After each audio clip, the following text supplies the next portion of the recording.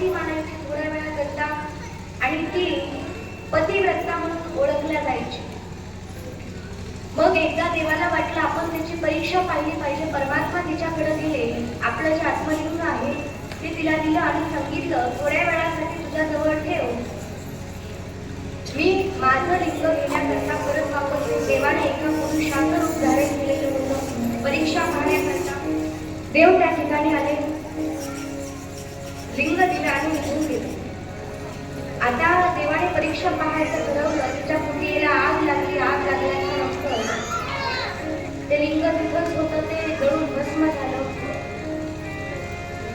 आणि मग देव म्हणायला लागले की माझं लिंग कुठे, माझं लिंग कुठे.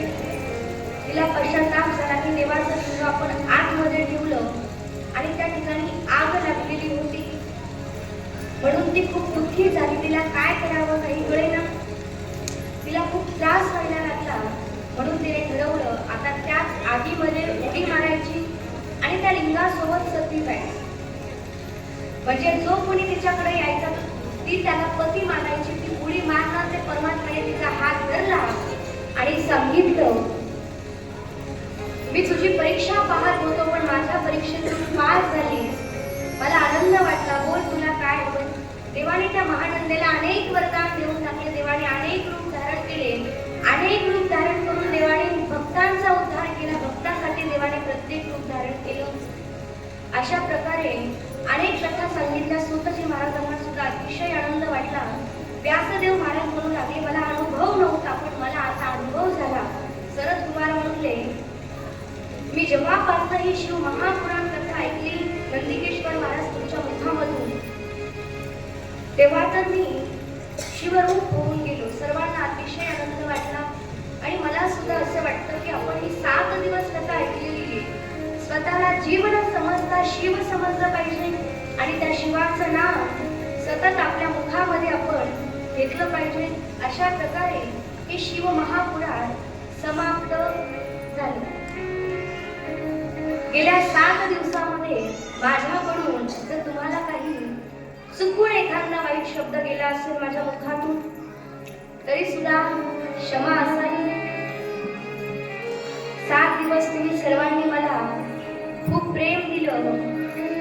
7 दिवस तुम्ही माझ्या मुखातून हे शिव महापुराण ऐकलं. पण उद्या कथा सांगण्याकरता मीही नसणार आहे आणि तुम्हीही रोजच्या टायमिंगला या ठिकाणी येणार नाही. मलाही तुमची खूप आठवण येईल आणि तुम्हीही मला तुमच्या आठवणीमध्ये सदैव ठेवा. ज्यांच्या मुखातून ज्ञानेश्वरी पारायण व्यासपीठ प्रमुख असणाऱ्या श्री अलकाताई चव्हाण यांनी सुंदर पारायण केलं व ज्यांचा उद्या महाप्रसाद आहे, महाप्रसादाचे यजमान सौ नीताताई विलासराव इके. अन्नदान सुद्धा माणसाने केलंच पाहिजे, कारण सर्व दानापेक्षा श्रेष्ठ असं ते अन्नदान आहे. अन्नदान हे आपण केलंच पाहिजे, कारण फक्त शुकदेव भगवंताने 7 सीट अन्न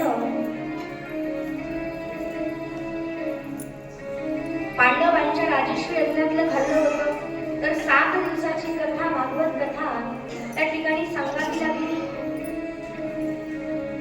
फक्त 7 सीट अन्न खाल्लं म्हणून आपण सुद्धा अन्नदान खाल्लं पाहिजे, केलं पाहिजे. कारण कुठला व्यक्ती कुठल्या रूपामध्ये येईल आणि आपण जे अन्नदान करतोय ते खाऊन जाईल आणि कुठल्या रूपामध्ये येऊन तो आपला उद्धार करून जाईल, कुठल्या पावलाने येईल काहीच सांगता येत नाही. म्हणून जेवढं होईल तेवढं तरी आपण अन्नदान केलं पाहिजे. आमचे ब्राह्मण देवता जसा वेळ भेटल त्यांच्याही मागून दगदग आहे, पण तरी सुद्धा जसा वेळ भेटल तसं ते कथा श्रवण करण्याकरता आले. उद्या आमचे मार्गदर्शक गुरुवर्य श्री नामदेवजी महाराज पपाळ यांचं काल्याचं कीर्तन होणार आहे. तरी सर्वांनी मोठ्या संख्येने काल्याचं कीर्तन श्रवण करण्याकरता आलंच पाहिजे. 7 दिवस कथा श्रवण केली आणि म्हणून उद्या काल्याच्या कीर्तनाकरता म्हणजे 7 दिवस कथेचं फळ काल्याचं कीर्तन ऐकल्याच्या नंतर आपल्या पदरामध्ये पडत असतं. आमचे सारंग महाराज असतील यांनी सुद्धा 7 दिवस खूप धावपळ केली. सर्व काही त्यांनी पाहिलं, महिलांना सपोर्ट केला. असंच महिलांच्या पाठीशी सारंग महाराजांनी खंबीरपणे उभं राहिलं पाहिजे आणि महिलांना सांगितलं पाहिजे तुम्ही असं करा तसं करा. मग करण्यासाठी आमच्या लता काकू, योगिता ताई सर्वच असतील, पुष्पाताईंनी सुद्धा मला या 7 दिवसामध्ये खूप प्रेम दिलं. सर्व महिला मंडळ बेलगाव मधल्या सर्व महिलांनी अतिशय मला 7 दिवस प्रेम दिलं. सर्वजणी मोठ्या संख्येने कथे करता आल्या. तुम्हीच तुमच्यासाठी जोरदार टाळ्या वाजवा. मी सुद्धा महादेवाच्या चरणी हीच प्रार्थना करते की सर्वांनी अंतकरणामधून या शिव महापुराणाचं श्रवण केलेलं आहे, सर्वांगाची कान करून कथा श्रवण केलेली आहे. सर्वांचा उद्धार व्हावा आणि जीव न राहता सर्वांनी स्वतःला शिव समजलं पाहिजे आणि देवाचं नामचिंतन केलं पाहिजे. गोपाळ महाराज असतील, सर्वच महाराज मंडळी असतील, आमचे ओंकार महाराज असतील, महेश महाराज असतील, अभिजित महाराज असतील, आत्या असतील, सर्वच मंडळी असतील, सर्वांच्या चरणावरती या व्यास गादीवरून व्यासपीठावरून साष्टांग दंडावत मी पाठ करते आणि या कथेच्या सेवेला कारण ज्ञानानं सुद्धा मी तुमच्या सगळ्यांपेक्षा खूप लहान आहे आणि वयानं सुद्धा खूप लहान आहे. जरी एखादा चुकून काही शब्द गेला असेल मुखामधून तरी माफ करा, कारण 7 दिवस आपण एकमेकाला भेटलो. आता भेटताल का नाही काही सांगता येत नाही. जर देवाच्या मनामध्ये असेल तर निश्चित आपली भेट होईल.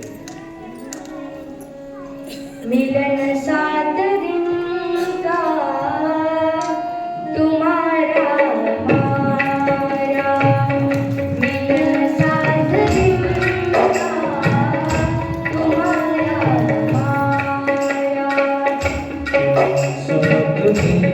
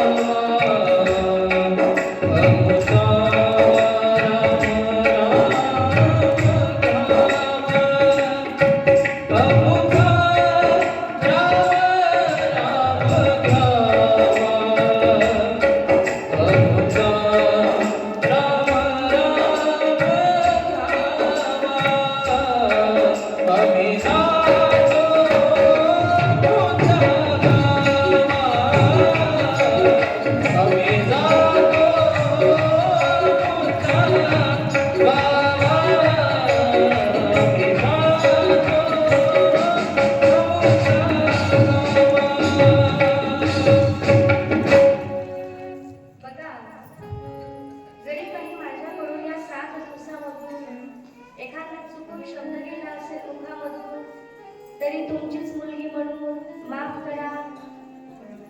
दररोज तुम्ही 7 दिवस वेळेवरती 2 वाजता कथेला आलात, पण उद्यापासून कथा सांगण्याकरता मीही नसेल. पण तुम्हाला मात्र रोज 2चा टाइम ठरलेला असतो. तुम्हाला मात्र माझी आठवण निश्चित होईल का नाही? झोपल्या का काय? आता बघा, तुम्ही खूप मोठ्यांच्या कथा ऐकलेल्या आहेत, पण मी खरंच ज्ञानानं सुद्धा आणि वयानं सुद्धा तुमच्या सर्वांपेक्षा खूप लहान आहे. या 7 दिवसामध्ये तुम्ही मला माझ्या आईसारखं, बहिणीसारखं, सर्वांनी वडिलासारखं प्रेम दिलं. सदैव तुम्ही सर्व माझ्या आठवणीमध्ये राहाल आणि असंच कायम प्रेम तुमचं माझ्यावरती राहो, हीच मी भगवान शंकराच्या चरणी प्रार्थना करते.